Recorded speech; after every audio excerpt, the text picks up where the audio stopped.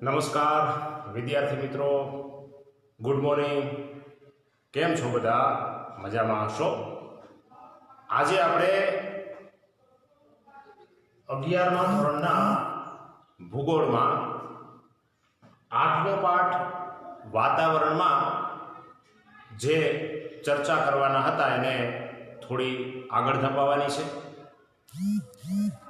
આગળના ત્રીજા ભાગના વિડીયોમાં આપણે તાપમાન, હવામાન, આબોહવા અને આબોહવાના તત્વોની ચર્ચા કરી ગયા છીએ.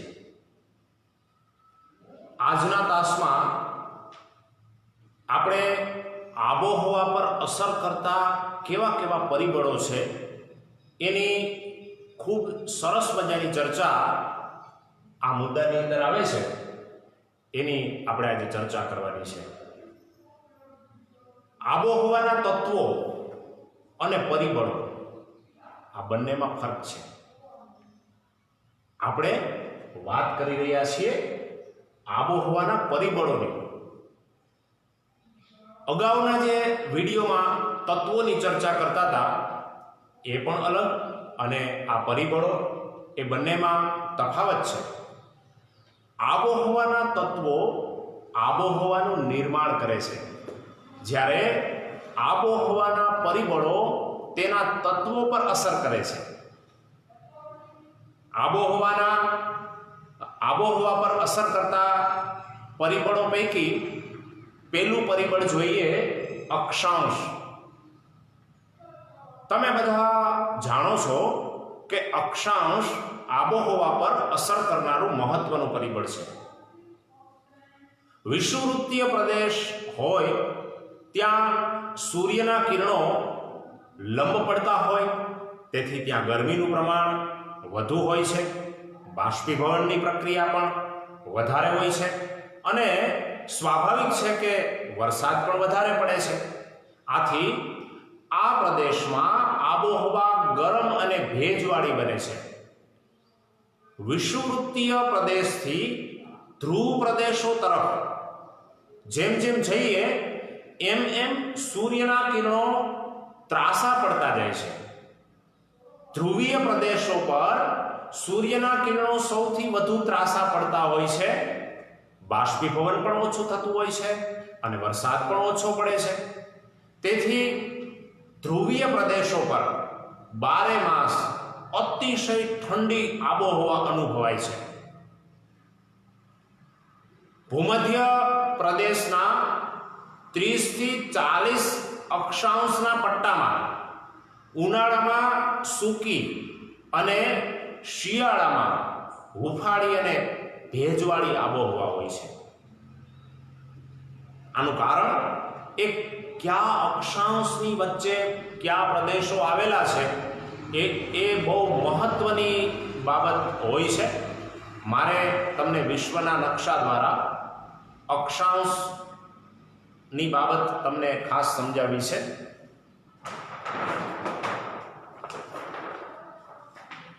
તમે જુઓ, આ વિશ્વના નકશામાં આ વચ્ચેનો જે પટ્ટો છે એ 0 અક્ષાંશ વૃત્ત કહેવાય. આ ઊભા પટ્ટા જે રહ્યા એ રેખાંશ વૃત્તો કહેવાય છે.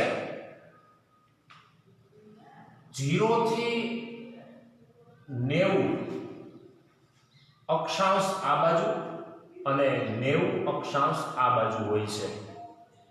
એટલે 180 અક્ષાંશ વૃત્તો અને 180 રેખાંશ વૃત્તો હોય છે. આ બધી કાલ્પનિક રેખાઓ છે. આ કોઈ વિશ્વ ઉપર ક્યાંય દેખાય નહીં. કાલ્પનિક રેખાઓ એટલા માટે કે ચોક્કસ કિલોમીટર, ચોક્કસ માપ, અસર, પરિબળો જે કાંઈ તમે ભણો છો એ બધું અક્ષાંશ વૃત્તો અને રેખાંશ વૃત્તો ઉપર નક્કી થાય છે. એટલે એ વાત બહુ અગત્યની છે.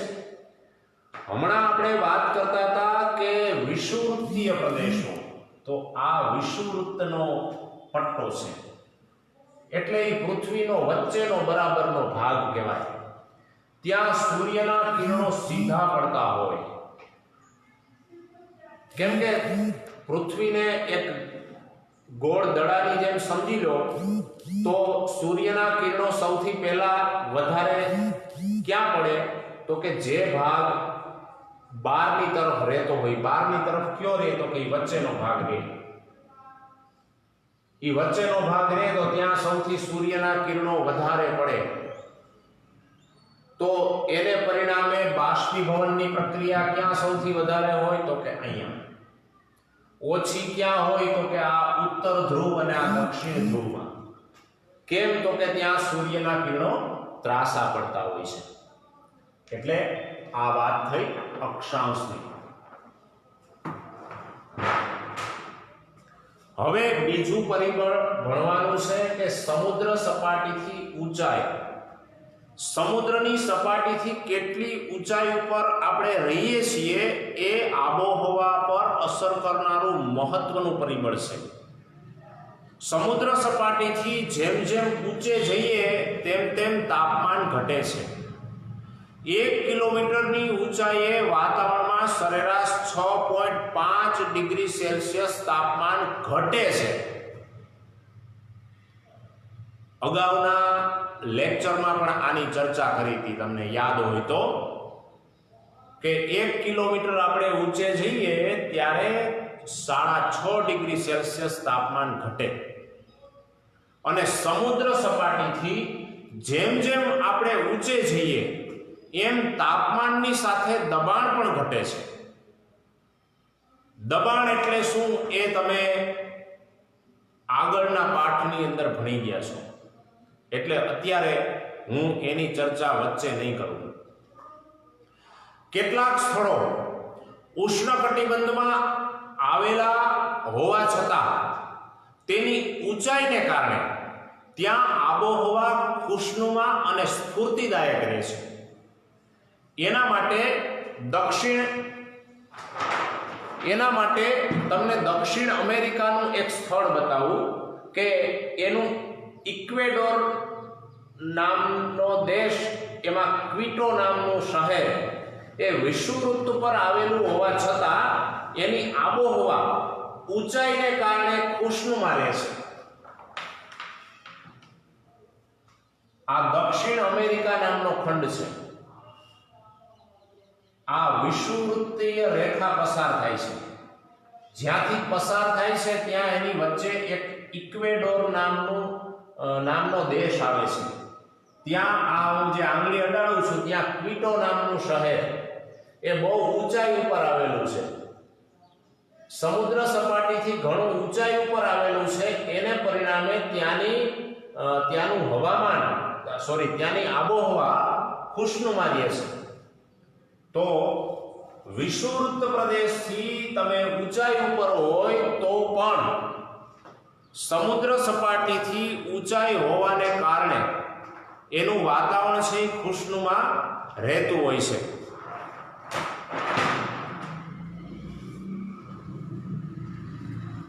એટલે લોકો ઉનાળાના સમયમાં સખત ગરમીથી બચવા માટે થઈ આપણા ભારત દેશની અંદર પણ તમે જોઈ શકો છો કે હિમાચલ પ્રદેશમાં આવેલું મનાલી, દાર્જિલિંગ, રાજસ્થાનમાં આવેલું માઉન્ટ આબુ, દક્ષિણ ગુજરાતમાં આવેલું સાપુતારા, મહારાષ્ટ્રમાં આવેલું પંચમઢી, મહાબળેશ્વર, ઊટી, આવા શહેરો, આવા રમણીય જેને કહેવાય હવા ખાવાના સ્થળો, એવા સ્થળોએ ઊંચાઈ ઉપર આવેલા આ ગિરિમથકો ઉપર જાય છે. એ સમુદ્ર સપાટીથી ઊંચાઈ ઉપર આવેલા હોવાથી ત્યાં વાતાવરણ ખુશનુમા હોય છે. એટલે આ બધા ફરવાલાયક સ્થળો બન્યા છે. એટલે સમુદ્ર સપાટીથી ઊંચાઈ એ આબોહવા પર અસર કરનારું મહત્વનું પરિબળ છે.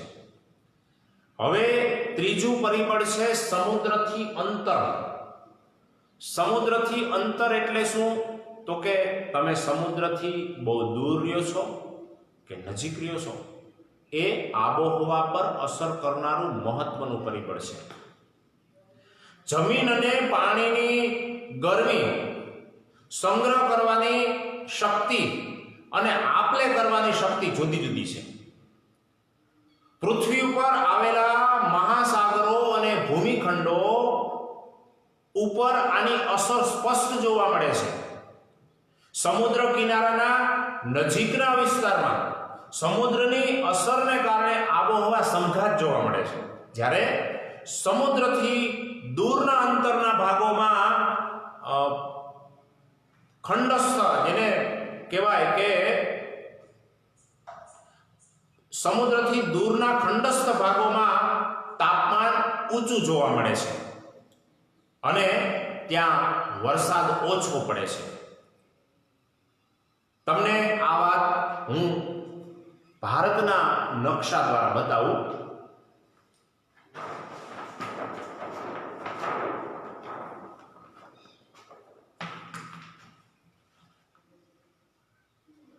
ભારતની અંદર આવેલા આ મહારાષ્ટ્રમાં આવેલું મુંબઈ, ગોવા રાજ્યની અંદર આવેલું શહેર ગોવા,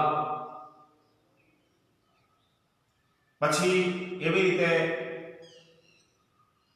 આંધ્રપ્રદેશની અંદર તામિલનાડુમાં આવેલું પોંડિચેરી, મતલબ એ તો કેન્દ્ર શાસિત પ્રદેશ છે.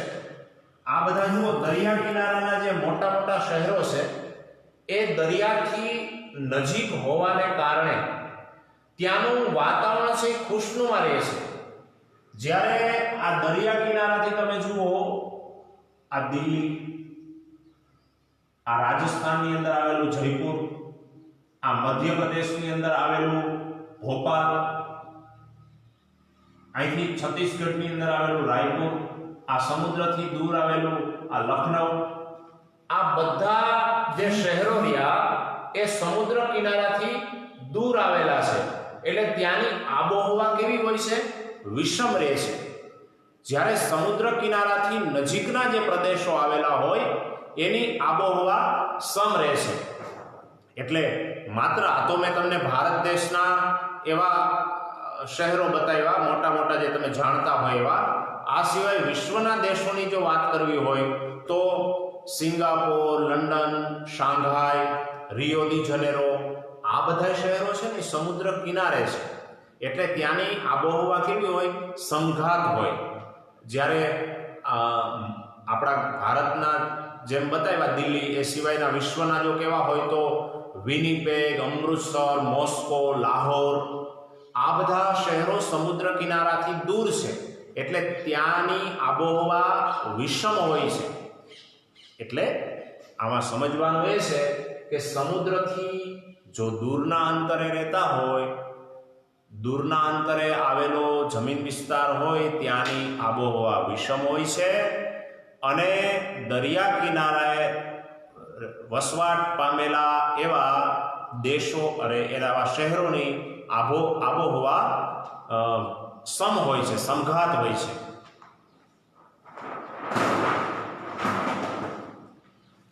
એટલે આ વાત થઈ સમુદ્રથી અંતર કેટલું છે એના વિશેની. હવે પછી ચોથું પરિબળ છે મહાસાગરના પ્રવાહો.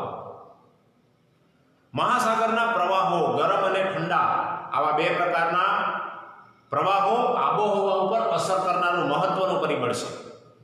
જે સમુદ્ર કિનારાની નજીક ગરમ પ્રવાહ કે પછી ઠંડો પ્રવાહ હોય ત્યાંની આબોહવા અનુક્રમે હુંફાળી અને ઠંડી રહે છે. કેનેડાનો પૂર્વ કિનારો અને પશ્ચિમ યુરોપનો ઉત્તર ભાગ લગભગ સરખા અક્ષાંશમાં આવેલા હોવા છતાં બંને કિનારાઓની ભિન્ન ભિન્ન આબોહવા વર્તાય છે. બંનેમાં તફાવત છે. મારે એ પ્રદેશ તમને બતાવવો છે. મેં તમને અગાઉના જે વિડીયોમાં પણ કહ્યું હતું અને આ વિડીયોમાં પણ કહું છું કે કેનેડાના પૂર્વ કિનારે આવેલો આ લાબ્રાડોરનો પ્રવાહ એ ઠંડો પ્રવાહ છે અને અહીંથી નીકળતો એવો ગલ્ફ સ્ટ્રીમનો પ્રવાહ એ ગરમ પ્રવાહ છે. એ અહીંથી માંડી અને આ બાજુ જાય છે એટલે યુરોપના પૂર્વ કાંઠે વહેતો આ ગલ્ફ સ્ટ્રીમનો પ્રવાહ ગરમ હોવાથી આ યુરોપના Ireland, England, France, Portugal, France આ બધા દેશોની સમુદ્ર કિનારાની આબોહવાને હૂંફાળી રાખે છે અને આ ભાગની અંદર લાબ્રાડોરનો પ્રવાહ ઠંડો વહેતો હોવાથી આ એક જ અક્ષાંશની વચ્ચે આવેલા દેશો હોવા છતાં અહીંયા ઠંડો ભાગ હોય છે દરિયાનો, અહીંયા હૂંફાળો હોય છે. ગરમ હોય છે નથી કહેતો, હૂંફાળો હોય છે.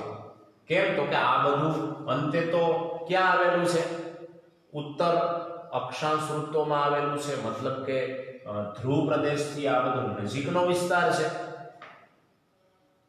એટલે વાત એવી કરવી છે કે મહાસાગરના પ્રવાહો આ બધા એક અક્ષાંશમાં હોવા છતાં એક જગ્યાએ હૂંફાળો અનુભવાય છે મહાસાગરનો પ્રવાહ, જ્યારે એક બાજુ ઠંડો અનુભવાય છે. એટલે એ આબોહવા પર અસર કરનારું મહત્વનું પરિબળ છે. એટલે આ સિવાય પશ્ચિમ યુરોપના ઉત્તર ભાગ પાસે આવેલો ઉત્તર એટલાન્ટિકનો ગરમ જે ગલ્ફ સ્ટ્રીમ પ્રવાહ વહે છે, આ બંનેની મેં તમને વાત કરી અને લાબ્રાડોરના પ્રવાહની વાત કરી. હવે પાંચમું પરિબળ આવે છે જમીનના પ્રકારો.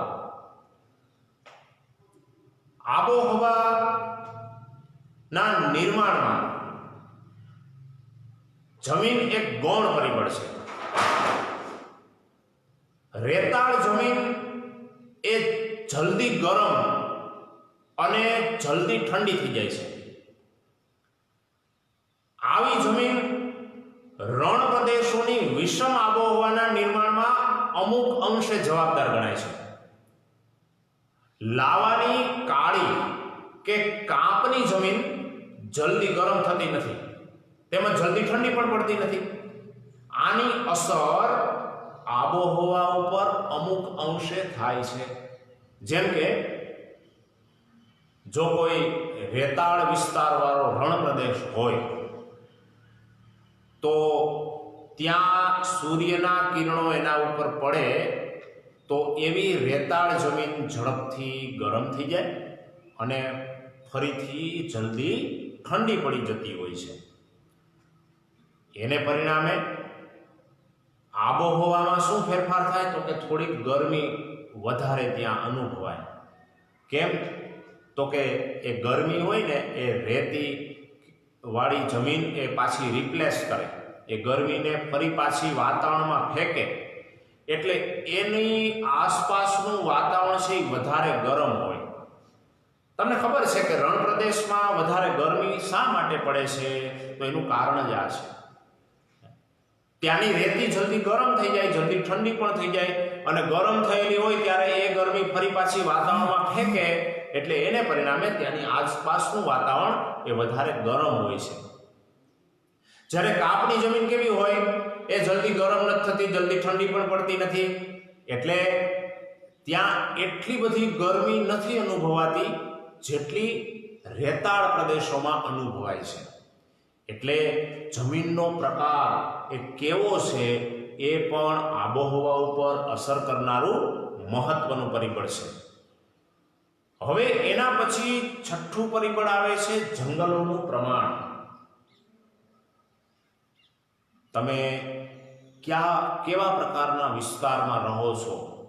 જંગલવાળા પ્રદેશમાં કે પછી મેદાની પ્રદેશોમાં?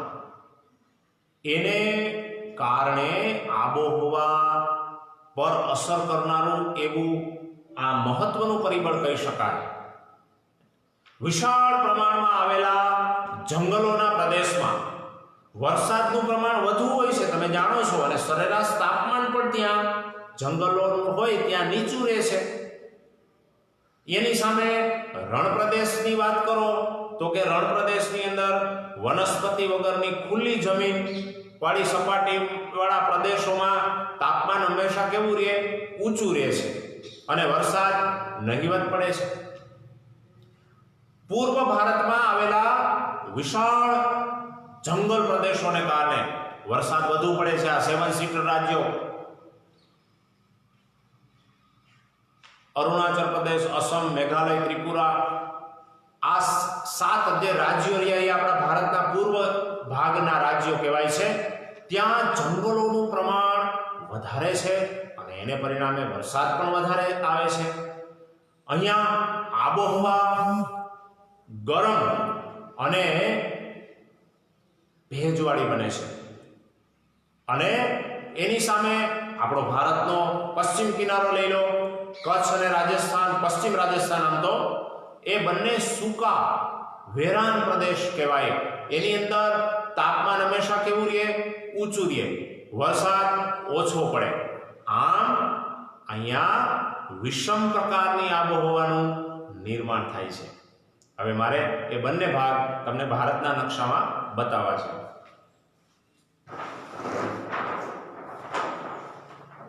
આપણે મુદ્દાની વાત, મહત્વની વાત કરીએ છીએ જંગલોનું પ્રમાણ, કે ભારત દેશનો આ પૂર્વ કિનારો, આ પૂર્વ કિનારાના આ બધા રાજ્યો 7 સીટર કહેવાય છે, 7 રાજ્યો, આ બધા હિમાલયની પર્વતમાળા ત્યાં આવેલી છે. એ હિમાલયના મોટા મોટા ઢોળાવમાં ખૂબ એવા ગીચ જંગલો આવેલા છે. નૈઋત્યનું ચોમાસું ત્યાં ખૂબ પ્રમાણમાં વરસાદ આપે છે અને ત્યાંની આબોહવા ભેજવાળી રહે છે. પછી ત્યાં બહુ, તમને મેં અગાઉ કહ્યું જેમ, સરેરાશ 28 ડિગ્રીથી તાપમાન ઓછું રહે છે. એટલા માટે ત્યાં ચા અને કોફી વધારે પાકે છે. હવે એની સામે વિષમ પ્રકારની આબોહવાનું જ્યાં નિર્માણ થાય છે એવી તફાવતવાળી જમીન અહીંયા છે. આ ગુજરાતનો કચ્છ વિસ્તાર અને આ રાજસ્થાનનો પશ્ચિમ વિસ્તાર, આ બંનેમાં વેરાન પ્રદેશ છે. તાપમાન ઊંચું રહે છે કેમ કે સૂકી ભૂમિ, જંગલો વગરની એવી ભૂમિ, એટલે અહીંયા વરસાદ પણ ઓછો પડે. આમ વિષમ પ્રકારની આબોહવાનું નિર્માણ થાય છે. કોના લીધે? જંગલોનું પ્રમાણ છે કે નહીં એના આધારે. એટલે એ આબોહવા ઉપર અસર કરનારું મહત્વનું પરિબળ છે. હવે એના પછીનો મુદ્દો આવે છે પવનો. પવનોની દિશા અને તેની ગતિની પવનોની દિશા અને એની ગતિ કઈ તરફની છે એ આબોહવા ઉપર અસર કરનારું બહુ મહત્વનું પરિબળ છે. ઠંડા પ્રદેશો પરથી આવતા પવનો ઠંડા હોય, એ જ્યારે ગરમ પ્રદેશો ઉપર વાય છે ત્યારે ત્યાંના તાપમાનમાં શું કરે? ઘટાડો કરે. ગરમ પ્રદેશો પરથી આવતા પવનો ગરમ હોય છે, એ જ્યારે ઠંડા પ્રદેશો પર વાય છે ત્યારે તે તાપમાનમાં વધારો કરે છે. સમુદ્ર તરફથી વાતા ગરમ અને ભેજવાળા પવનો વરસાદ આપે છે અને જમીન વિસ્તાર ઉપરથી વાતા સૂકા પવનો વરસાદ આપતા નથી. એટલે આબોહવા ઉપર એની બહુ અસર પડે છે કે પવનો કઈ દિશા તરફના છે. એટલે એ બહુ મહત્વનું પરિબળ છે. હું તમને અગાઉના ભાગની અંદર પણ કહ્યું હતું અને આ વખતે પણ નકશા દ્વારા મારે તમને એ સમજાવવું છે કે જો સમુદ્ર તરફથી એવા આવતા પવનો હોય, એના માટે એક ઉદાહરણ આપું.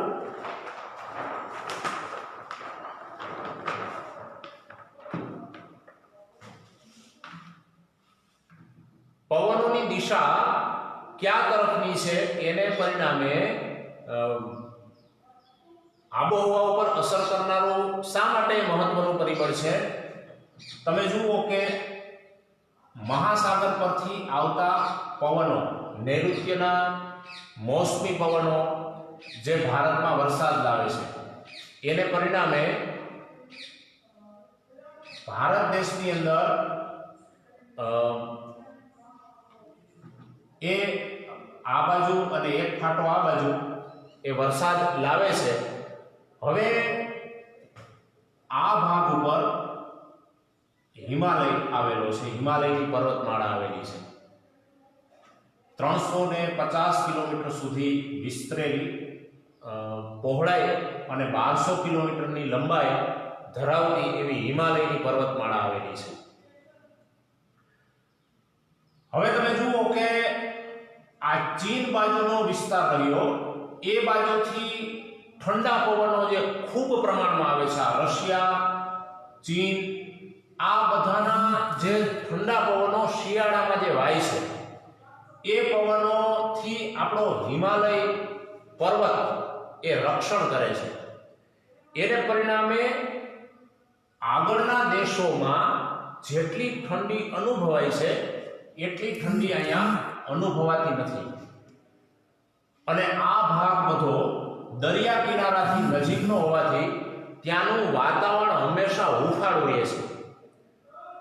જ્યારે આ બાજુનો ભાગ છે સાઉદી અરબ, એ દેશ, મેં તમને કહ્યું એમ જેમ એ સહરાનું રણ છે મોટા ભાગનું, એના પવનોની દિશા જમીન વિસ્તાર ઉપરથી છે. એટલે જમીન ઉપરથી પવનો વાય છે એટલે એ કેવા હોય તો કે ગરમ હોય, સૂકા હોય, ભેજવાળા ન હોય. એને પરિણામે વરસાદ ઓછો પડે. એટલે આ રણ પ્રદેશમાં તો કેટલાક વિસ્તારો એવા છે કે ત્યાં વરસાદ જ હાવ પડતો નથી. ક્યારેક કોઈ ભાગ ઉપર એવા કેટલાક ભાગ છે જ્યાં 365 દિવસમાં વરસાદ જોયો જ ના હોય. જોકે ત્યાં સૂકું એવું રણ છે એટલે એ પ્રદેશ અને એ લોકોને એ બરાબર માફક પણ આવી ગયું હોય, ત્યાં રહીને ખેતી કરનારા પણ ન હોય, દૂર વસી ગયા હોય, એટલે એમ કોઈ ચિંતા ન હોય. પણ એ આખો પ્રદેશ પવનોની દિશા, એની ગતિ ક્યાં તરફની છે એના ઉપર પણ મહત્વનો આધાર હોય છે. હવે આબોહવા ઉપર અસર કરનારું છેલ્લું પરિબળ પર્વતમાળાની દિશા અને ઢોળાવ ક્યાં તરફનો છે એના આધારે એ પરિબળ નક્કી કરી શકાતું હોય છે. પર્વત ઉપર સૂર્યાઘાતનું પ્રમાણ કેટલા સમય પૂરતું રહે છે અને એની ઢોળાવની દિશા કઈ છે તે મુજબ તાપમાન અને વરસાદ નક્કી થાય છે. સામાન્ય રીતે પૂર્વ દિશા કરતા પશ્ચિમ દિશાના પહાડી ઢોળા ઉપર સૂર્યાઘાતનું પ્રમાણ વધુ સમય સુધી રહે છે. કેમ? તો કે પૂર્વ દિશામાંથી સૂર્ય ઉગતો હોય અને પશ્ચિમ દિશામાં આથમતો હોય.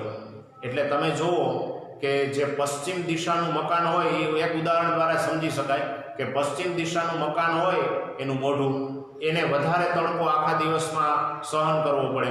પૂર્વ દિશાનું મોઢું હોય તો ત્યાં થોડીક વાર જ એને 4 કલાક જ સહન કરવો પડે. એટલે હું ફરીથી બોલું કે પૂર્વ દિશા કરતા પશ્ચિમ દિશાના પહાડી ઢોળા ઉપર સૂર્યાઘાતનું પ્રમાણ વધારે સમય સુધી રહે છે. આથી પશ્ચિમ દિશાના ઢોળા ઉપર તાપમાન ઊંચું રહે છે. હિમાલયની દક્ષિણ તરફનો જે ઢોળાવ છે એ ઉત્તરના ઠંડા પવનોની અસરથી દૂર રહે છે. એટલે દક્ષિણ ઢોળાવનું તાપમાન એટલું નીચું નથી હોતું જેટલું ઉત્તરના ઢોળાવનું હોય છે. એટલે પર્વતમાળાની દિશા અને ઢોળાવ ક્યાં તરફનો છે એ બહુ મહત્વનું પરિબળ કહી શકાય. સમુદ્ર તરફથી જે વાતા ભેજવાળા પવનોના માર્ગમાં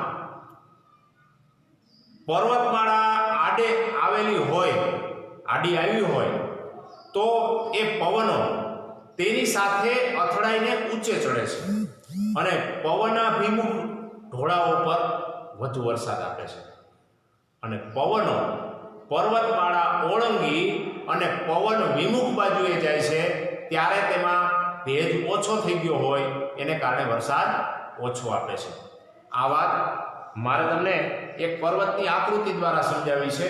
બાકી તમને પવન અભિમુખ અને પવન વિમુખ એ ઢોળાવ કયો કહેવાય એ ખબર નહીં પડે.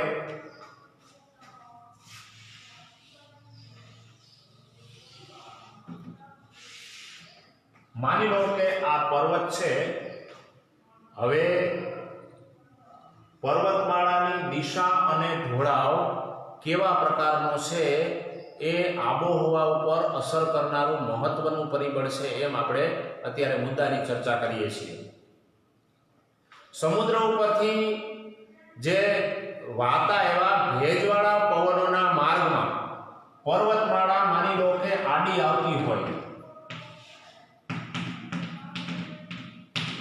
આ વરસાદ આવતો હોય આવી રીતે, તો એ કોણ રોકી લે છે? આ ભાગ રોકી લે ને, એટલે આ પવન અભિમુખ બાજુ કહેવાય.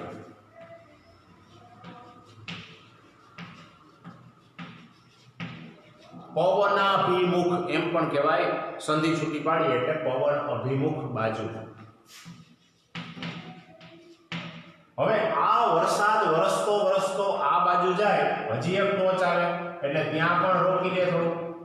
હજી એક વધારાની ટોચ હોય તો એ પણ વરસાદ રોકી લે. એમ કરતા કરતા એ વાદળ આ બાજુના ભાગમાં જાય એટલે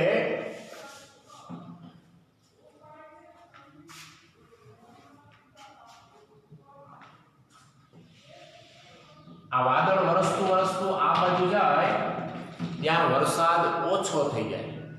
કેમ? તો કે પવન વિમુખ બાજુ થઈ કહેવાય.